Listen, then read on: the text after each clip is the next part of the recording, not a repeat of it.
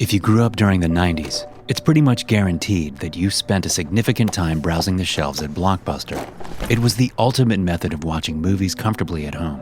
All you had to do was just drive over to one of their thousands of locations, pick out a couple of movies and some snacks, and head home with a bag full of VHS tapes for a night of movies.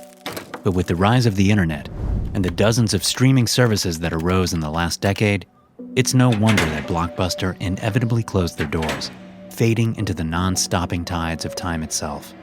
This often happens when big franchises close down. Blockbuster left behind several buildings, not bothering to properly close them down.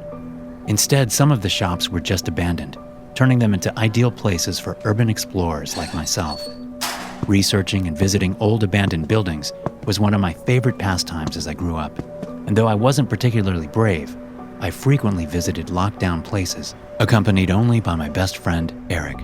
Together, we visited abandoned asylums, hospitals, malls, houses, you name it. And though it had always been exciting and scary, we'd never been in any true danger. That was until last year, when we decided to visit a recently discovered Blockbuster, situated in the middle of nowhere. The peculiar location actually made strategic sense when thinking about business. We lived in a small town where the vast majority of the population traveled to a bigger city, all using the same highway to get to and from work. So on the way home, plenty of people stopped by the Blockbuster to find their entertainment for the evening. Sadly, the place was rendered obsolete, and due to road construction, the place had been pushed back away from civilization. It was perfect. We planned the adventure for a Saturday evening. A lot of these places, though seemingly abandoned, had security guards and cameras, which could leave us with hefty fines if we ignored the keep out signs. But as we arrived just before midnight, we knew for sure that no one had set foot in there in years. There were no fences blocking the building off, no lights, no power lines, no cameras. It was dead, just a building with a half-decaying sign reading, Blockbuster. "Told you it would be awesome," Eric said gleefully as we approached the place. He'd already scouted it out, but he hadn't set foot inside. That was a privilege he had saved for a time we could do it together. He had a knack for finding these places, as if he had some sort of sixth sense allowing him to sniff abandoned buildings out. The door was locked, but being mostly rotten and covered in glass, we could practically crawl through one of the holes to get inside. A rush of adrenaline surged through my body as I took my first step inside. The feeling of visiting a forgotten place so full of history is mesmerizing. That mixed with a feeling of heavy nostalgia for my own childhood made me almost emotional. "Holy shit!" I heard Eric call out as he walked ahead of me. "What is it?" I asked, but as I placed myself beside him, I immediately realized what had excited him so much. There were rows upon rows of shelves, and each and every one of them was stocked to the brink with old VHS tapes. The place hadn't been just abandoned, but everything inside had been left behind as well. In the back there were more shelves filled with snacks that had all expired years ago. And though everything was covered in a thick layer of dust, the items seemed weirdly well preserved. I went from shelf to shelf, studying the movies, but it wasn't until I brushed the dust away before a disappointing realization hit me, that all the covers were blank. Of course, it could have been washed away by time, meaning the original pictures were just faded, but it didn't feel right. I took some of the VHS tapes out from their respective boxes to look for titles. "This is weird," I said out loud. "What is?" Eric asked. I showed him the tape. Instead of a printed title displaying the name of the movie, all it had was a letter and a number, crudely handwritten onto the spine of the tape. D1024, it read. "Should we check it out?" Eric asked. "How?" "There must be an old VHS player laying around here somewhere. I mean, they left everything else behind, right?" he explained. "Well, even if we found one, they cut power ages ago." "Yeah, but we'll take it home with us. It's not like they'll miss it." So we went on a search for a VHS player. Though the Blockbuster had clearly closed down before streaming services took over, most of the shelves were marked with signs reading DVD player, but they were empty. My theory was that they'd taken the DVDs and modern products with them as they closed down, leaving the outdated equipment behind. "Found one!" I heard Eric yell from somewhere behind the counter. He'd found a door leading into one of the offices, which had a table, a television, and a VHS player already connected. The cables were all zip-tied along their paths, making it hard to remove without a knife or scissors. "You didn't bring anything sharp?" I asked. "No, but maybe a lighter would work." "Just be careful not to melt the cable," I said. Don't worry, I got the... Before Eric could finish that sentence, a loud static buzz filled the room alongside a bright light emerging from the television. We stumbled back in shock, staring at the TV in disbelief. Despite the power being cut off, it had seemingly come to life all on its own. "What did you do?" I asked. "Nothing, it just turned on." How was that even possible? As the adrenaline wore off, I tried to more logically assess the situation. I tried the various light switches, in addition to attempting to turn on anything in the vicinity, but apart from the player, nothing would come to life. "It's probably connected to a separate circuit or something. I don't know. I know nothing about these things," Eric said. "It's weird. Kind of creepy. Still, now that we have a functioning player, should we check out some of the tapes?" he asked. A part of me just wanted to turn around and leave the building. My lizard brain was on high alert, but logically, there couldn't be anything dangerous about an old TV. So I ignored my gut instinct and handed Eric one of the tapes. "Here we go," he said, still excited.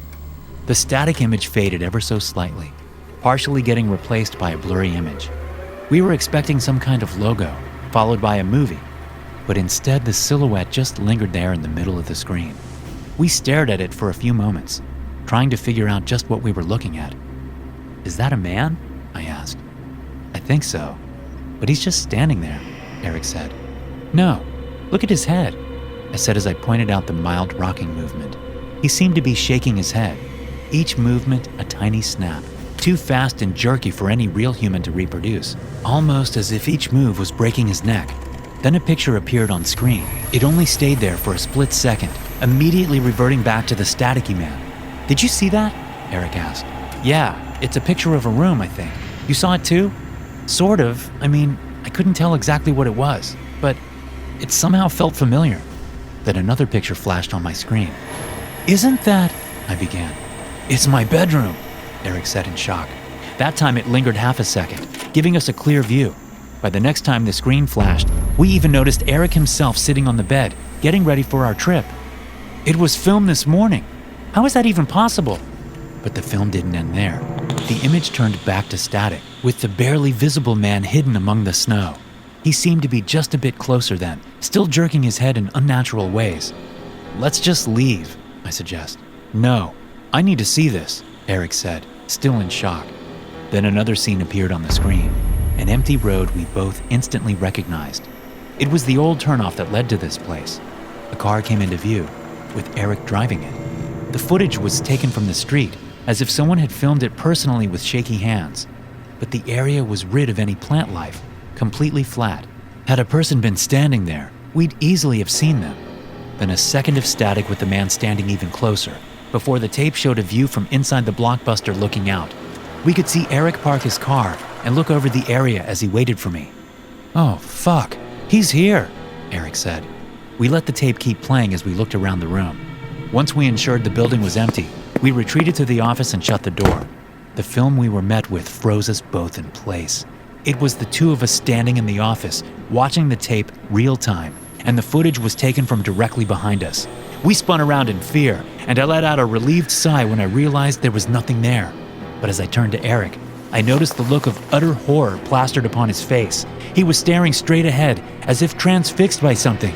"What's wrong?" I asked. Don't let him get me," he let out meekly. "Who?" But Eric never got a chance to respond as he suddenly threw his arms up in a defensive pose. Only a split second later, I could see large gashes appear on his forearms before his flesh was torn from bone. He fell to the ground and screamed in agony as more and more of his muscle, fat, and skin got stripped away. I stood frozen by his side, not able to see the invisible attacker. Then I did something I will regret to the day I die. I started to run. I opened the door, giving a final glimpse behind me to see the truth of what was happening. That would be the only time I got a glimpse of the monster, as a picture on the TV screen, a grotesque, massive creature hunched over, slashing at Eric with overly long arms looking more akin to knives than actual limbs. Even had I tried, there was nothing I could do to help him. I ran out from the store, got in my car, and drove away as I called the police. But being distracted by the phone and adrenaline pumping through my veins, I swerved off the road and crashed into a ditch. As the airbag emerged and hit me in the face, the world just turned black around me. It wouldn't be until I heard the sirens, then I awoke from my slumber. As the paramedics pulled me out of the car, I kept repeating Eric's name, telling them to help him. The police went to check out the location, but all they could find was an old, abandoned Blockbuster with broken shelves, rid of all merchandise. The office was little more than a dust-covered room with a plain table and nothing more. The tapes, the VHS player, it was all gone. Even Eric's body was missing, leaving no trace of his existence behind. I spent some time in a psychiatric institution after that. Eric was listed as missing, and I was put on the list of suspects for a while. But due to the lack of evidence, I was quickly cleared. No one believes what happened that day, but I saw it, and I saw hundreds of other tapes. Eric was just the first of many victims, with the rest just waiting to find their tapes. Maybe mine is hidden somewhere inside as well. Thanks for listening. If you enjoy these stories, be sure to subscribe to the podcast and check out some more of my episodes here.